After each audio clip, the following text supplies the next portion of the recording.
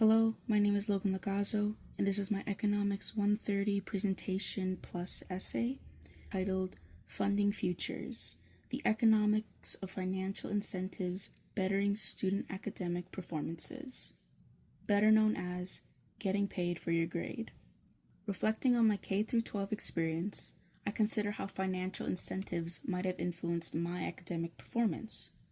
Many students, including myself, often settle for mediocre grades, with the main motivation for my effort was the pressure from my family, especially my mom, who would constantly send me a screenshot of my poor Infinite Campus grades, followed by the message, "Fix this."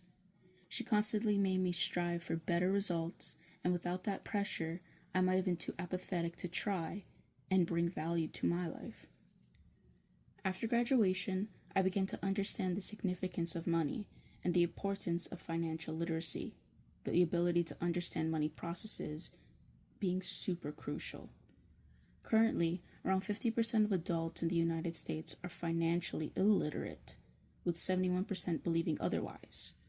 This discrepancy contributes to the average American unintentionally losing $2,000 per year, while 63% of people are living paycheck to paycheck and could have benefited from this money. In this presentation, I'll be talking about how necessary it is to be introduced and taught financial literacy when growing up. I'll explain the positive impacts that early payment can have on students as well as their families, schools, and countries. Paying students can grant them a positive financial future in many ways, one being, as previously stated, the introduction to financial literacy, the complete competence and understanding of financial processes like budgeting, checking, saving, credit, investing, or taxes. When it comes to accounts, mortgage, loans, or even emergency funds, if you are unable to understand what these are and how they impact you, there's a higher chance for you to suffer from financial hardships in the future. Being educated on finance at a young age can ensure future generations become self-sufficient and secure, money-wise at least. However, proper guidance is very hard to come by.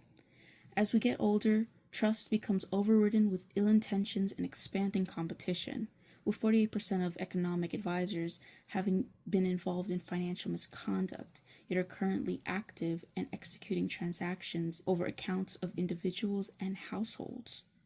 Looking into this, it is possible adults could be too embarrassed over their lack of knowledge of funds to ask for help, or they could find entrusting their money in another individual to be too uncomfortable and risky. This can be fixed if financial guidance and hands-on practices are implemented in education as a mandatory core subject, similar to math and English. Childhood would be the best time to build foundational knowledge of money, since it would be during a stage in life where knowledge is best absorbed, teachers are unbiasedly educating, and children are more collaborative and supportive in their learning. This would evolve younger generations to have a conscious awareness of money, who can better understand basic processes and the outcomes of each financial choice they make. Beyond K-12, teaching basic money practices can ease children's transition into adulthood. Creating money foundation could just be the safety net and motivator needed for a child to gain financial independence. Knowing money and being paid for great education performance removes the financial burden on a student's family when wanting to pursue higher education. In many cases, a family's financial income can affect a student's grade, with those financially well off being able to pay for tutors and other access to resources. This issue of unequal incomes means that parents with more money can boost their children academically, which in turn boosts their possible chance for financial earnings. To combat this, schools would have to create accessible, accommodating, yet decent tutoring and resource centers that will be willing to engage and open with all students. This would cost schools more money on top of the wage practices with students, so instead they could employ tactics like incentivizing contributions from the public, such as volunteering, donations, scholarships, or even collective agreements. This way, students can gain help and access without cost, which then helps apply themselves and receive more financial reward in the end.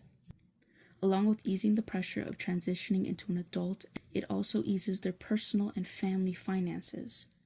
This would include money for breakfast, lunch, and dinner, mandatory textbooks, gas money, school uniform costs, and even just normal everyday clothes. In funding students, schools can also statistically benefit. If kids are willing to pay more attention in schools for the possibility of currency, schools increase their federal funding, which is based on graduation percentage as well as the grade and test average of their students. Currently, there is a lack of honest statistics in schools because they're trying to get funded, but there may not need to be a reason to forge numbers if there is a system like this in place where it can be looped that allows students to get paid, make raises, get the school their funding, and which then can be put back into the students and the school, and the loop will repeat itself. Money also has the power to change children's view on work. In this case, paying students would allow children to see work as a situation to gain from if they provide a substantial amount of effort. This effort may create critical thinkers, for one, to apply themselves in their work, and also make entering the workforce beneficial for both employee and employer, who gets paid for their proper work, and the other gets workers who perform properly. I've also spotted a possible issue with creating a reward-based mindset for children, as it can be seen as a brainwashing system. Paying students, encouraging performance over intrinsic motivation at the expense of their well-being. Teaching with a paycheck boosts a student's financial life, but it can psychologically industrialize them and prepare them to be molded for labor and workforce conditions. This can theoretically be avoided with constant monitoring and adjustments to the system that allows it to remain transparent with the criteria for rewards in order to avoid manipulation. The goal would be to ensure students prioritize achieving educational goals over more than just money. The set payment structure could even reward improvements and milestones like graduation bonuses or as a tiered monetary structure. There could be an incentive relating to collaboration and self-exploration, or even non-monetary opportunities and experiences that can be given in the place of money to help align kids with their educational development and ideas. As of 2024, less than 30% of Gen Zers say they are confident in their ability to make good financial decisions. Young adults fresh out of high school are already racking up an average of $23,000 in debt, mostly due to their pursuit in higher education or in any attempts to start adulting. While Gen Z currently has less financial debt than prior generations, this is probably due to 21 states recently requiring personal finance education in their schools, placing them on track to become the most educated generation, with 57% entering college by the time they're 21.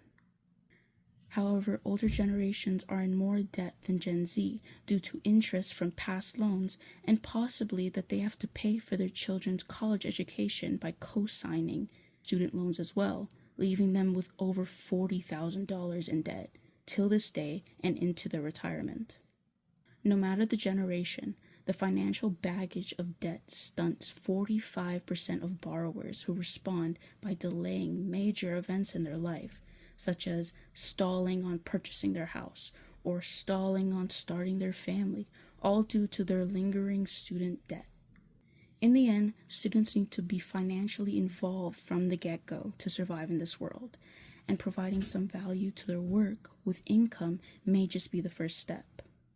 By creating a financial incentive to a child's performance, we introduce them to currency and open the door to become financially literate. There are positive benefits to implementing this practice, whether it be for the student, their family, school, and the workforce of the whole country.